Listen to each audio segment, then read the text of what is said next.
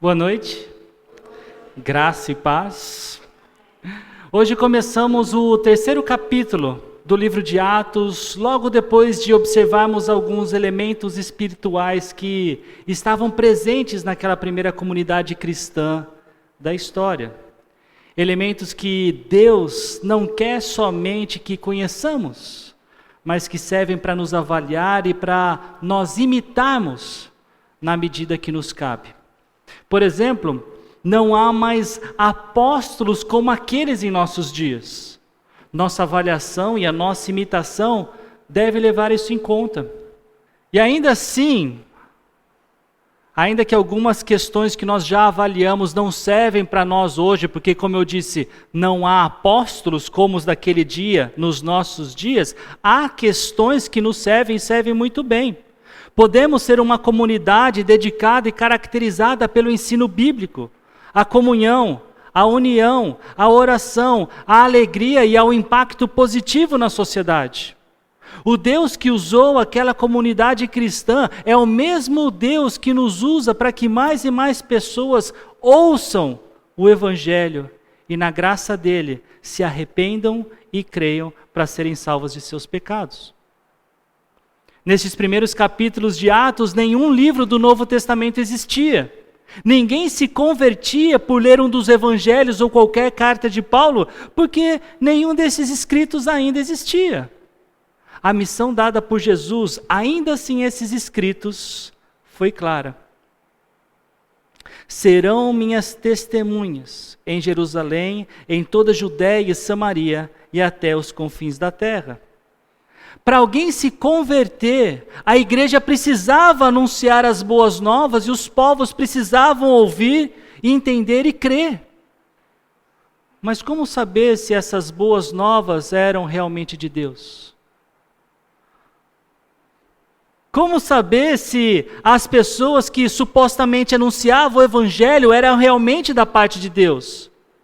Hoje, nós temos toda a Bíblia, ela é completa, para ter esse discernimento. Mas naquela época, ou eles contavam com a iluminação de Deus para interpretarem corretamente o Antigo Testamento, ou eles tinham que contar com a igreja, especialmente com os apóstolos, capacitados pelo Espírito Santo, que apresentavam maravilhas e sinais que homologavam, autenticavam tanto a mensagem quanto o mensageiro. E que também confirmou a identidade de Jesus como Messias durante o seu ministério, antes do seu sacrifício na cruz pelos nossos pecados. Não é por menos que Nicodemos disse para Jesus em João, capítulo 3, versículo 2. Mestre, sabemos que ensinas da parte de Deus, pois ninguém pode realizar os sinais miraculosos que estás fazendo se Deus não estiver com ele. Jesus concedeu que os seus porta-vozes daquela época também fossem credenciados por milagres. Falando sobre os apóstolos, Paulo escreveu para a igreja de Corinto: as marcas de um apóstolo, sinais, maravilhas e milagres foram demonstradas entre vocês com grande perseverança. E Lucas, o autor de Atos, decide no capítulo 3 de sua obra a apresentar um destes eventos maravilhosos. Um sinal feito pelos apóstolos, uma confirmação da presença e do projeto de salvação de Deus para o mundo, por meio da igreja, começando pelo povo judeu. O objetivo de Lucas, no trecho que começamos hoje, é exemplificar uma das situações que Cristo usou a sua igreja, especialmente alguns dos seus apóstolos, para que houvesse excelentes oportunidades para a pregação do Evangelho. De forma mais específica, hoje nós veremos como aconteceu a cura de um paralítico. E no domingo que vem, como isso resultou na oportunidade para Pedro pregar o Evangelho no templo em Jerusalém. Então, com isso em mente, eu queria orar junto com vocês, antes de começar a leitura do nosso trecho. Senhor, obrigado pela oportunidade que nós temos de livremente abrir a Tua palavra. Eu te peço que eu seja claro. Eu te peço pela atenção dos meus irmãos e amigos. Eu te peço, Pai, para que a medida certa da necessidade que cada um de nós tem, de ouvir e de entender essa mensagem seja real, seja boa, para que nós consideremos o nosso caminhar, em especial o nosso falar, o falar do Evangelho. Eu te peço isso em nome de Jesus. Amém. Então o capítulo 3 do livro de Atos, ele começa assim, descrevendo a situação. No versículo 1 nós lemos: certo dia Pedro e João estavam subindo ao templo na hora da oração, às 3 horas da tarde. E a primeira questão que podemos levar em consideração aqui é que a conversão de Pedro e João, ambos apóstolos de Jesus e que eram judeus, não os tornou em não-judeus nas suas práticas religiosas. A conversão em Cristo não os fez deixar de serem judeus, assim como a minha conversão não me deixou de ser brasileiro. Às vezes nós temos aqui um casal de americanos, e eu diria, também para eles, não deixaram de ser americanos, ou seja, da onde você for. Olhe para o seu Raimilson, a Paraíba está junto, não está, seu Raimilson? Eles ainda mantiveram alguns hábitos judeus, mesmo tendo escutado de Jesus que ele era maior do que o templo. Isso vocês podem conferir em Mateus 12:6. A verdade é que os hábitos culturais de um filho de Deus são transformados à medida que ele dedica tempo para se relacionar com o Senhor, por meio das Escrituras, por meio da oração, por meio da comunhão, do serviço na igreja. E a outra verdade é que alguns hábitos culturais nem precisam ser mudados. Já pensou? Hein, Heitor? Agora você precisa, porque é crente, parar de comer cuscuz. Talvez para alguns de vocês isso seja cruel demais. Tem uma pessoa no meio gospel, e hoje em dia se fala muito pouco sobre ela, mas ela começou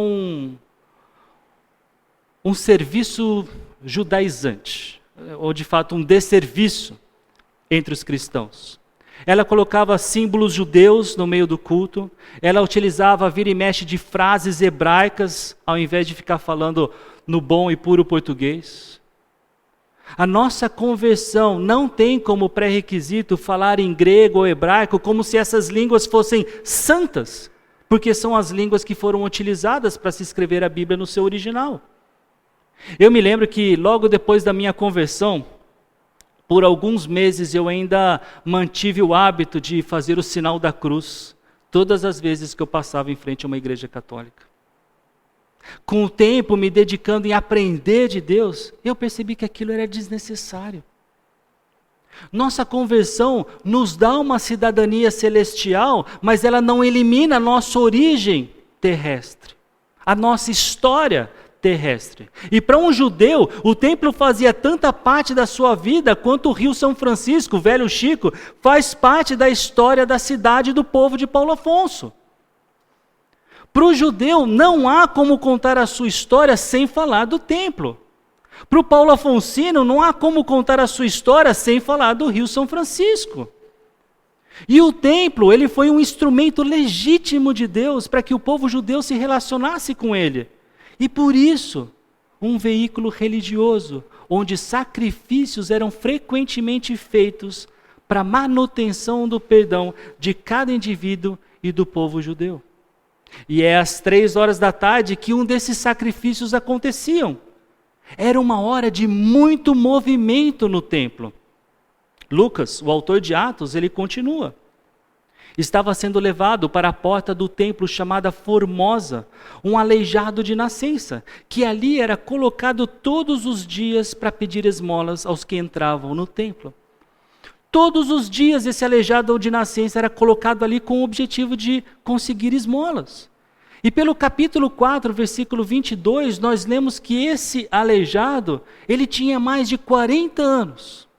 E se especularmos que ele começou a pedir esmola quando tinha 10 anos, ele tinha pelo menos 30 anos como pedinte na entrada do templo.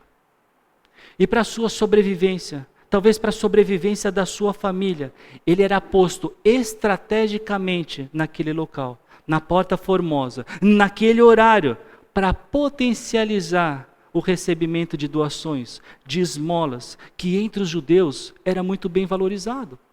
Por quê?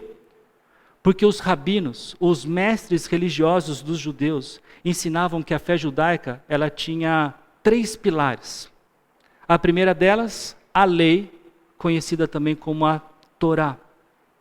Em segundo lugar, a adoração a Javé, Yahweh, Deus.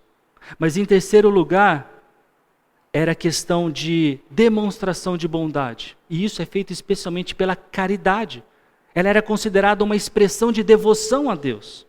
Então, somando isso ao espírito daquelas pessoas indo até o templo naquele horário, com o objetivo que elas tinham, era um espírito disposto à prática da fé, à prática de ajudar alguém que precisava, especialmente se esse alguém era um coxo de nascença. Então percebam que esse homem, ainda que sem nome para os leitores de Lucas, ele era bem conhecido em Jerusalém. E o versículo 3 diz, vendo que Pedro e João iam entrar no pátio do templo, pediu-lhes esmola. Quando aquele homem que tinha que ser carregado para pedir esmola, viu os 2 apóstolos de Jesus, ele simplesmente fez o que estava acostumado a fazer. Ele pediu esmolas.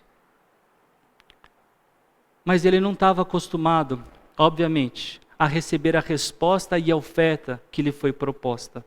Um sinal, como era comum de se ver naquela primeira comunidade cristã. Algo que comentamos no domingo passado. Um milagre de cura que inclusive nem havia um pré-requisito da fé para que acontecesse. Os versículos 4 e 5 dizem, Pedro e João olharam bem para ele, e então Pedro disse, olhe para nós. O homem olhou para eles com atenção, esperando receber deles alguma coisa. João, e especialmente Pedro, porque foi ele quem falou, queria um ponto de contato com o aleijado. Pedro pediu que o homem aleijado olhasse para ele e para João. Ele queria um contato de atenção que talvez o coxo não estivesse acostumado a receber. A ponto de que quando ele olhou para os 2, foi gerada uma expectativa. Uma expectativa de que ele receberia alguma coisa, algum recurso. Talvez ele tenha pensado, oba, desses 2 vem coisa boa. Em qualquer lugar onde costumeiramente há pedintes, é comum pessoas passarem sem lhes dar atenção. E possivelmente Pedro e João já tinham passado por ali diversas outras vezes e nunca tinham dado atenção a esse homem aleijado, que há anos, dia após dia, fazia a mesma coisa. Mas por alguma razão, naquele dia, resolveram parar e fazer algo. Disse Pedro, não tenho prata nem ouro, mas o que tenho, isto lhe dou.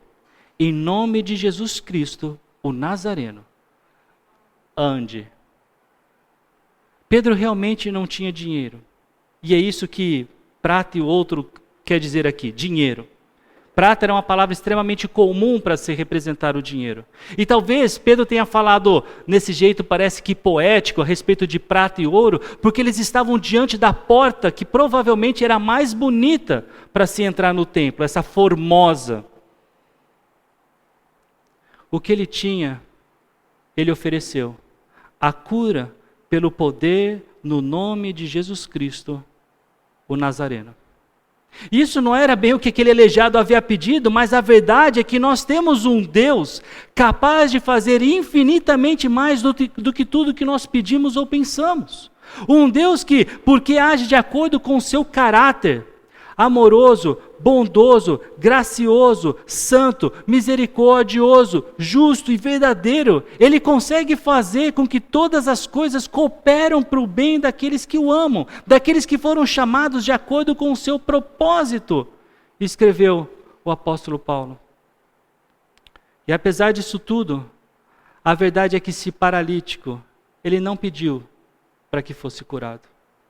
Não há nenhuma evidência de que ele amasse a Deus. O que existe é poder no nome daquele que Pedro invocou como autoridade e responsável pelo milagre, Jesus Cristo. E ele também diz, o Nazareno, porque era como as pessoas identificavam aquele Jesus específico. Jesus era um nome comum daquela época.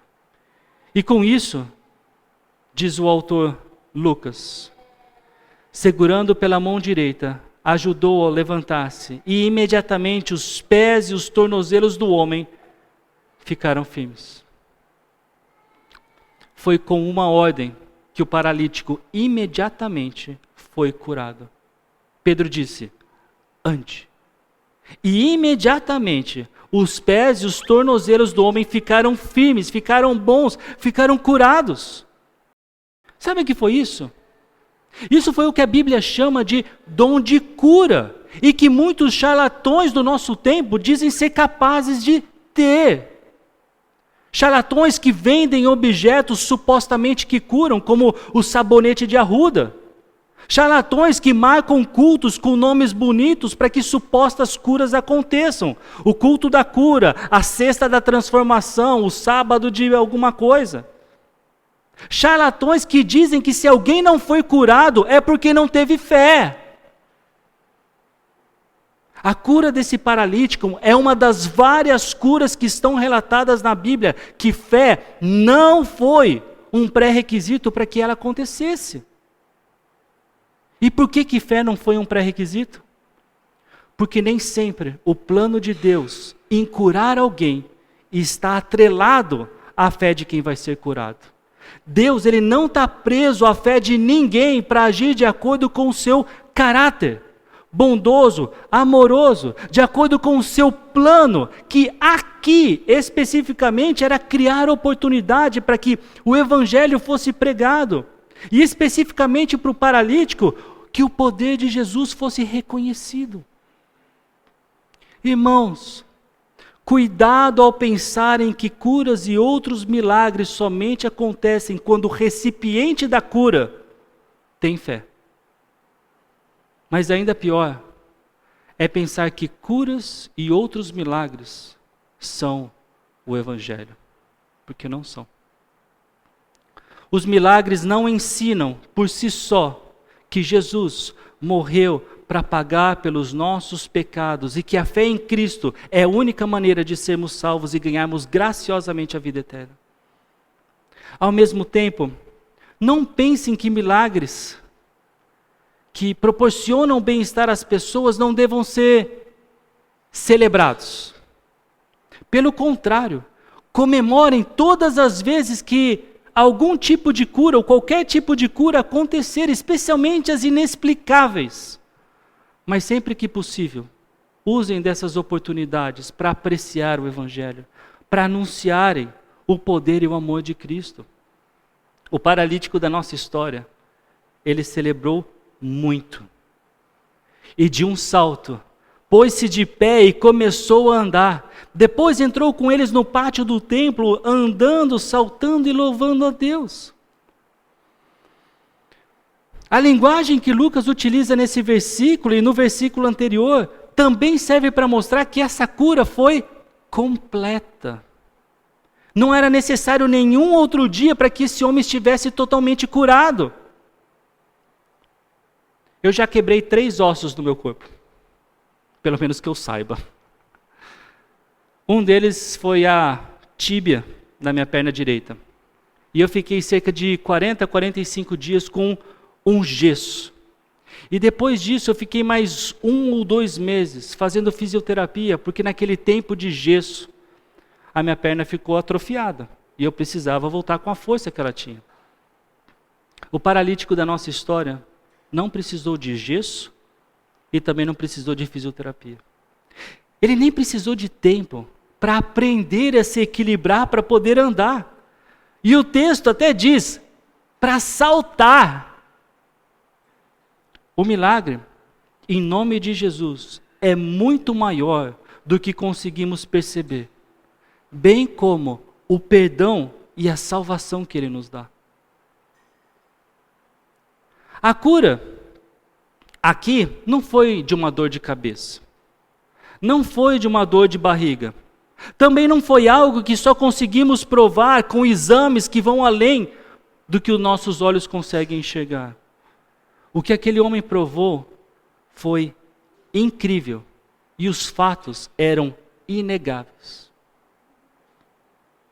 Eu acredito que curas assim ainda podem acontecer. O que eu tenho muita dificuldade de crer é de ainda haver pessoas com o dom de curar, a semelhança de como aconteceu nessa história com o paralítico. Um problema físico de nascença, com uma pessoa que todos reconheciam ter um problema grave, ele não andava, com uma cura feita em segundos e feita de forma completa, por meio de uma ordem. Esse é o dom de curar, e que eu nunca vi nos nossos dias. Eu creio que qualquer doença pode ser milagrosamente curada, mas eu ainda não testemunhei disso acontecendo, à semelhança de como aconteceu com o paralítico do nosso texto. Eu acredito, porque eu conheço o meu Deus o suficiente para saber que Ele é capaz de fazer isso. Mas Ele não precisa fazer isso para me convencer do seu poder. Eu já sei que Ele é poderoso e que Ele pode todas as coisas. Uma outra razão para questionar a existência do dom de cura em nossos dias tem a ver, por exemplo, com o contexto desse nosso trecho. A cura do paralítico serviu muito bem ao claro propósito que Lucas mostra nesse capítulo, para que o evangelho fosse pregado. A gente vai ver a parte dessa evangelização no próximo domingo. Naquela época, o Novo Testamento ele ainda não havia sido redigido. E Pedro ter curado o paralítico no nome de Jesus, dava tanto a Pedro, a ele, quanto a sua mensagem, credibilidade, que eles eram da parte de Deus. E isso faz todo sentido no momento da história em que a Bíblia ainda não estava completa. A meu ver, em nossos dias, isso é desnecessário. Porque nós já temos toda a autenticação do que é da parte de Deus, pela própria Bíblia. Em outras palavras, eu não preciso que alguém cure outra pessoa, alguém, por um dom de Deus, para que eu entenda que a mensagem é de Deus. Eu já tenho como discernir o que vem de Deus e o que não vem de Deus, pela completa palavra do Senhor, pelos 66 livros da Bíblia. Agora, eu não duvido que a forma como Lucas escreveu esse trecho, o versículo 8, também serve para mostrar que os judeus daquela época, eles tinham o Antigo Testamento. Poderiam discernir que aquela cura, feita no nome de Jesus, tinha a ver com o que o profeta Isaías havia escrito algumas centenas de anos antes. No capítulo 35, versículo 6, então os coxos saltarão como o servo, e a língua do mudo cantará de alegria. Águas irromperão no ermo e riachos no deserto.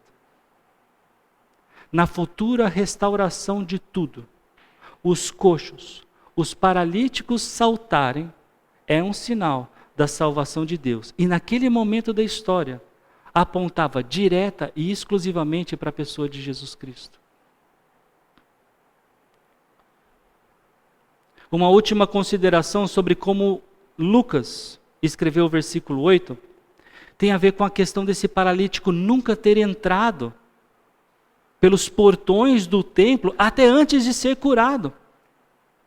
Eu não sei quantos vocês estão cientes disso, mas pela lei mosaica, não era permitido que paralíticos, que coxos, que deficientes entrassem no templo. Mas ali, nesse contexto, está uma possível anunciação de que ali adiante, dali para frente, as coisas seriam diferentes.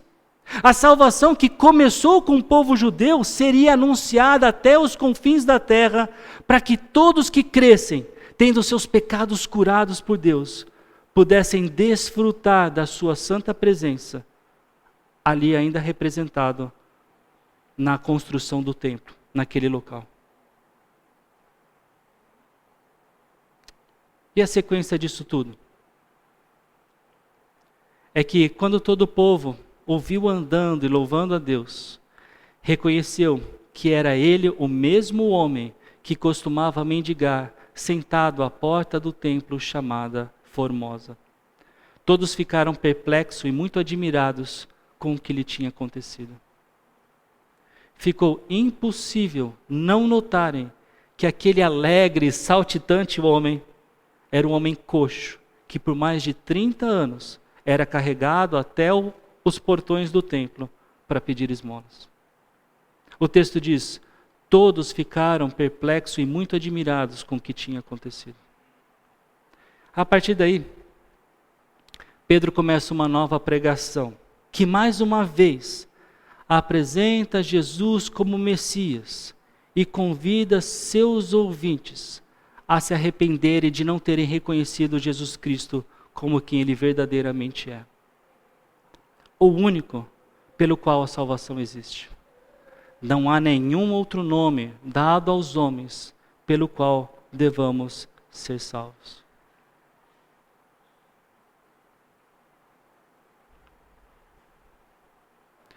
Eu concluo essa mensagem contando uma suposta história. Não sabemos se ela é verdadeira ou não, mas que aconteceu com Tomás de Aquino. Ele foi um teólogo da Idade Média. Conta a história que, certa feita, ele foi visitar Roma. E Roma era muito famosa pela sua riqueza. E sucedeu que o Papa foi recebê-lo e quis mostrar toda a pomposidade do principal templo que ali tinha. Então o Papa virou para Tomás de Aquino e disse: Pedro não pode mais dizer, não tenho prata e nem ouro. O bom teólogo, Tomás de Aquino, respondeu: também não pode dizer, levanta-te e ande. A igreja, nos tempos medievais, havia perdido o foco. E esse também é um perigo que nós corremos. Perder o foco da nossa existência, do porquê nós fomos chamados por Deus. O texto de Atos continua nos convidando a obedecer a Deus, enfatizando que cada um de nós que já creu em Cristo é agora responsável por testemunhar do reino de Deus, do qual nós somos participantes. Se você está esperando por grandes milagres para serem usados como oportunidade para você evangelizar, saiba que essa não é a questão do texto que nós estudamos hoje. A questão é que nós, como igreja, já fomos capacitados pelo Espírito Santo para viver de tal forma que o curso natural da nossa comunidade é se deparar com diversas oportunidades para dar sequência à tarefa de testemunhar de Cristo, de fazer discípulos de todas as nações. Se você está esperando por grandes milagres, saiba que o maior de todos já aconteceu. Você estava morto em suas transgressões e pecados, mas pela graça de Deus, ganhou vida juntamente com Cristo.